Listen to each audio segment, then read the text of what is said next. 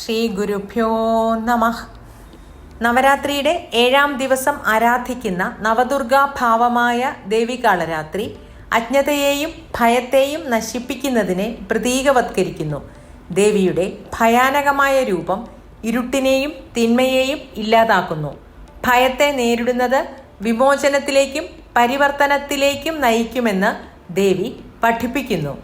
ദേവികാളരാത്രി സഹസ്രാര ചക്രവുമായി ബന്ധപ്പെട്ടിരിക്കുന്നു.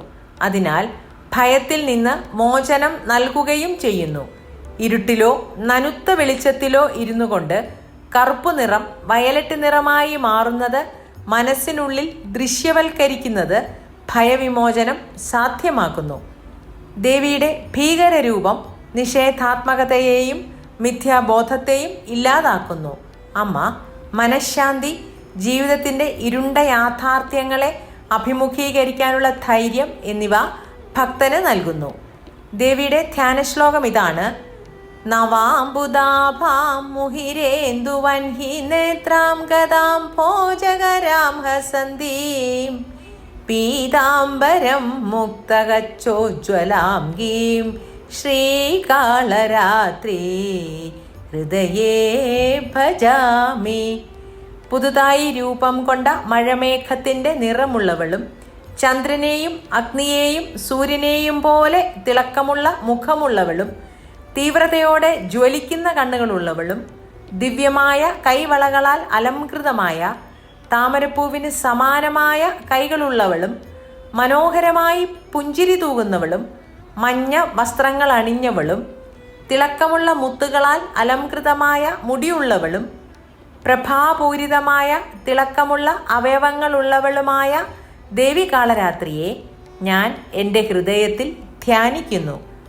നവാംബുദാഭാം, അതായത് പുതിയ മഴമേഘം പോലെ ആഴത്തിലുള്ള നീല കറുപ്പു നിറം. ഇത് നിഗൂഢത, ആഴം, തീവ്രമായ അനുകമ്പ എന്നിവയെ പ്രതീകവത്കരിക്കുന്നു. മുഹിരേന്ദുവൻഹി നേത്രം, അതായത് മുഖവും കണ്ണുകളും ചന്ദ്രൻ്റെ കുളിരും അഗ്നിയുടെ ചൂടും സൂര്യൻ്റെ തിളക്കവും ഒത്തുചേർന്നതാണ്. വിപരീതങ്ങളെ സന്തുലിതമാക്കാനുള്ള കാളരാത്രി ദേവിയുടെ ശക്തിയെ ഇത് സൂചിപ്പിക്കുന്നു. ദേവിയുടെ അംഗദം, കൈവളകൾ, ഈ ദിവ്യമായ ആഭരണങ്ങൾ ശക്തിയുടെയും പവിത്രമായ അലങ്കാരത്തിൻ്റെയും പ്രതീകമാകുന്നു. അംഭോജകരാം, താമരപ്പൂവിന് സമാനമായ സൗന്ദര്യവും ശക്തിയും ഒരുപോലെയുള്ള കൈകളാണ് ഭഗവതിക്ക്. ഹസന്തീം, മനോഹരമായി പുഞ്ചിരി തൂകുന്ന ദേവി ആനന്ദവും ശാന്തിയും സൂചിപ്പിക്കുന്നു. ദേവി ധരിച്ചിരിക്കുന്നത് പീതാംബരമാണ്, മഞ്ഞ വസ്ത്രങ്ങളാണ്.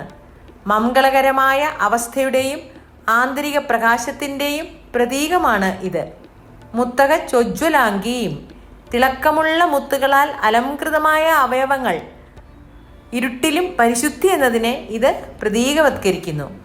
നമ്മളെല്ലാവരെയും അനുഗ്രഹിക്കാൻ അമ്മയോട് നമുക്ക് പ്രാർത്ഥിക്കാം. സർവേ ജന സുഖിനോ ഭവന്തു, സമസ്ത സന്മംഗളാനി ഭവന്തു. ഓം ശാന്തി ശാന്തി ശാന്തി.